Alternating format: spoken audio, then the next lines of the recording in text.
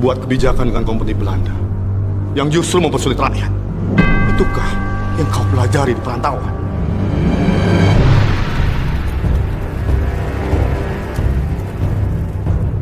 Ubah kembali kebijakan dan keputusan kamu itu, Ananda. Atau kami akan berperang melawan mereka. Karena Sultan ada, Kabal Gondo hancur lebur dan perang terjadi di mana-mana.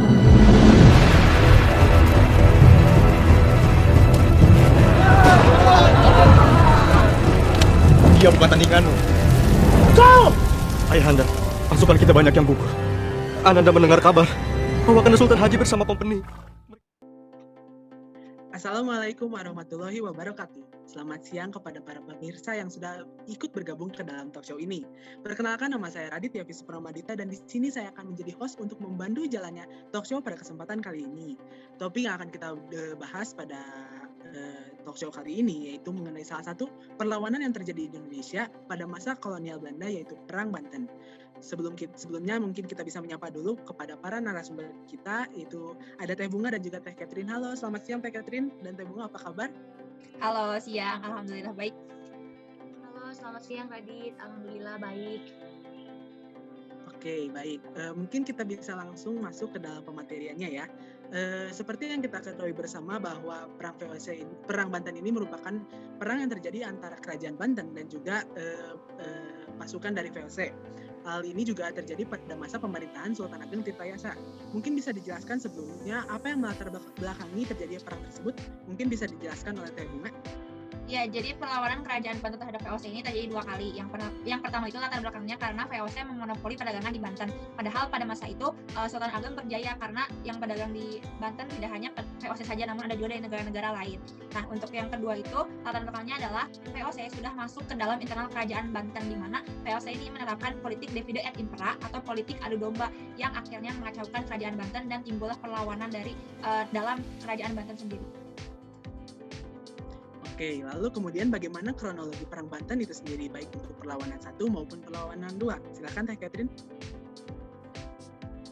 Ya, untuk puncak perlawanan yang pertama ini, perlawanan dilakukan oleh VOC menyerang Banten karena kecemburuan VOC atas keberhasilan Banten.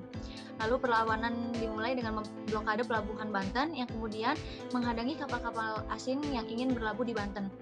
Lalu pada 1657, VOC mengajukan gencatan senjata, namun gagal. Dilanjut pada tahun 1659, perjanjian perdamaian baru dilakukan meskipun harus menggunakan perantara Sultan Jambi. Meskipun sudah melakukan perjanjian perdamaian, Sultan Ageng tetap bersikap waspada terhadap VOC. Nah, untuk yang perlawanan kedua ini terjadi ketika VOC mengadu domba Sultan Haji dan ayahnya. VOC mengatakan bahwa ayahnya, yaitu Sultan Ageng Tirtayasa, akan memberikan kekuasaannya kepada adik dari Sultan Haji. Sultan Haji kan merasa khawatir tidak dapat mendapatkan kekuasaan di Kerajaan Banten. Akhirnya Sultan Haji dan VOC ini melakukan perjanjian, di mana perjanjian mereka itu terdapat 4 poin. Yang pertama itu Banten harus menyerahkan Kerajaan Cirebon kepada VOC. Poin kedua adalah Banten bisa memonopoli lada dan bisa bagi hasil dengan VOC. Yang ketiga itu Banten harus membayar Rp60.000 kepada VOC apabila melanggar janji, dan poin terakhir adalah Banten harus menarik pasukan dari Priangan. Nah, akibat adanya ini maka Banten menjadi terbelah di dalamnya. Oke, berarti dapat disimpulkan bahwa dari kedua peristiwa ini terdapat beberapa intrik yang sangat berpengaruh ya. Lalu selanjutnya apa yang terjadi? Mungkin bisa disambung oleh Teh Catherine. Ya, baik. Di sini saya akan menyambung apa yang telah dikatakan oleh Teh Bunga, bahwa pada tahun yang sama itu, setelah kerjasama tersebut, Sultan Haji kemudian melakukan pemberontakan dan penyerangan ke Keraton Surosoan. Pemberontakan dari anaknya ini membuat Sultan Ageng memindahkan keratonnya dari keraton yang semulanya di Surosoan menjadi ke suatu daerah yang bernama Tirtayasa, yang pada akhirnya Tirtayasa pun berhasil diambil alih oleh Sultan Haji dan VOC. Namun pasukan Banten berhasil meninggalkan wilayah tersebut dan pergi ke perbatasan Bogor. Nah, karena pasukan Banten ini berhasil lolos dari penangkapan, lalu apa yang dilakukan oleh Sultan Haji dan VOC selanjutnya? Lalu bagaimana dengan nasib Sultan Ageng dan Pangeran Arya? Ya, Sultan Sultan Ageng itu akhirnya dibujuk oleh Sultan Haji dan VOC. Jadi itu sebagai taktik dari VOC dan Sultan Haji juga, di mana mereka berdua itu mengirimkan surat kepada Sultan Ageng yang isinya membujuk Sultan Ageng agar pulang. Namun ketika Sultan Ageng menuruti permintaan anaknya untuk pulang ke Surosowan, Sultan Ageng ini bukannya disambut namun malah ditangkap dan diasingkan hingga akhir hayatnya. Kemudian Pangeran Arya, adik dari Sultan Haji itu berhasil melarikan diri dan akhirnya pada masa itu Kesultanan Banten akhirnya dipegang oleh Sultan Haji. Oke, setelah kematian dari Sultan Ageng Tirtayasa, lalu bagaimana keadaan Kesultanan Banten setelah ditinggalkan? Mungkin bisa dijelaskan oleh Teh Catherine? Ya, baik Mas Radit. Setelah kematian Sultan Ageng Tirtayasa ini, pada tahun 1682, Sultan Haji itu naik tahta menjadi Sultan Banten. Lalu Banten menjadi lebih menderita karena VOC makin leluasa melakukan campur tangan. Keamanan di Banten pun terganggu karena banyak sekali kekacauan, kerusuhan, pemberontakan, hingga pembunuhan yang terjadi di sana. Tadi sudah dijelaskan bahwa VOC semakin leluasa untuk melakukan campur tangan. Lalu untuk Sultan Haji sendiri, bagaimana reaksinya setelah mengetahui bahwa hal inilah yang terjadi akibat dari kerjasamanya dengan VOC? Ya, tentunya Sultan Haji merasa menyesal dan menyadari bahwa dia ternyata telah dimanfaatkan oleh VOC. Nah, karena itu, karena Sultan Haji juga mendapatkan tekanan dari rakyatnya, akhirnya Sultan Haji juga jatuh sakit dan meninggal dunia. Ya, sepeninggal Sultan Haji, Kesultanan Banten juga mengalami perebutan kekuasaan hingga akhirnya Banten dikuasai penuh oleh VOC. Baik, terima kasih kepada Teh Bunga dan Teh Catherine atas pematerian yang sangat luar biasa. Sebelum ditutup, mungkin apakah ada dari rekan-rekan yang ingin bertanya kepada pemateri? Dipersilakan. Host, saya izin bertanya. Oke, perkenalkan dulu namanya dan langsung ajukan pertanyaannya ya.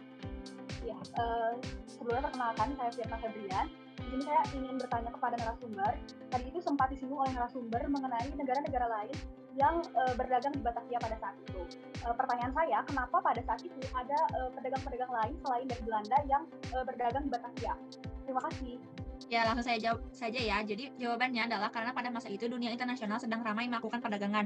Otomatis negara-negara lain juga selain Belanda ingin berdagang di Indonesia. Negara-negara tersebut diantaranya adalah negara Prancis, negara India, dan negara Arab. Baik, mungkin saya juga ingin memberi pertanyaan kepada peserta untuk mengetes apakah menyimak atau tidak. Jadi pertanyaan dari saya, tadi saya menyebutkan bahwa ada 4 poin dari persyaratan perjanjian VOC dan Sultan Haji. Nah, siapa yang bisa menjawab? Silakan. Saya izin menjawab. Silakan. Baiklah, izin perkenalan diri, nama saya Arvin Muharam.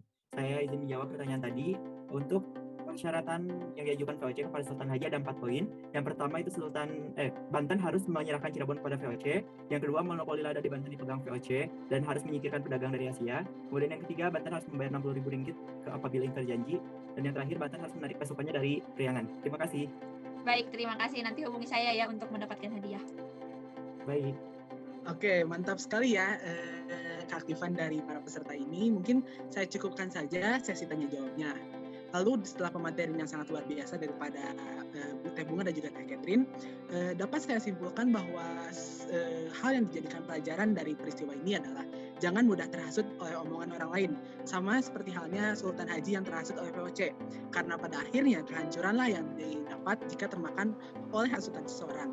Baik, dikarenakan kita sudah mencapai penghujung acara, demikianlah talk show kali ini. Terima kasih sekali lagi kepada Teh Bunga dan juga Teh Catherine selaku narasumber yang telah menyempatkan hadir dan memberikan pematerian yang sangat luar biasa. Terima kasih juga kepada pemirsa atau rekan-rekan yang sudah bertanya maupun menjawab pertanyaan dari narasumber. Cukup sekian talk show yang dapat kita selenggarakan. Terima kasih, mohon maaf bila ada kesalahan. Stay safe, stay healthy. Wassalamualaikum warahmatullahi wabarakatuh. Waalaikumsalam warahmatullahi wabarakatuh.